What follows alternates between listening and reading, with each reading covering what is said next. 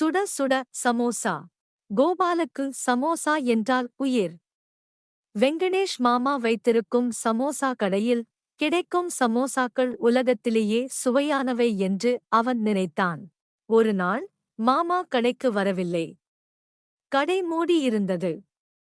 கோபால் கவலைப்பட்டான். மாமாவை தேடி அவன் வெளியே சென்றான். வழியில் அவன் சீதா என்ற பெண்ணை பார்த்தான். சீதாவிற்கு மாமாவின் உதவி தேவைப்பட்டது. மாமாவின் சமோசா மாவு தீர்ந்து போய்விட்டது என்றும் புதிய மாவை வாங்குவதற்கு அவளால் செல்ல முடியவில்லை என்றும் சொன்னாள். கோபாலுக்கு ஒரு யோசனை வந்தது. அவன் சீதாவுடன் மளிகைக் கடைக்கு சென்று மாவு வாங்கி வந்தான். சமோசா மாவு தயார் செய்து சீதாவின் உதவியுடன் சமோசாக்கள் சுட்டான். சூடான சமோசாக்கள் மணம் தெரு முழுவதும் பரவியது. மாமா கடைக்கு திரும்பி வந்தபோது நடந்தவற்றைக் கேட்டு மிகவும் சந்தோஷப்பட்டார். சமோசாக்களை சுவைத்து பாராட்டினார்.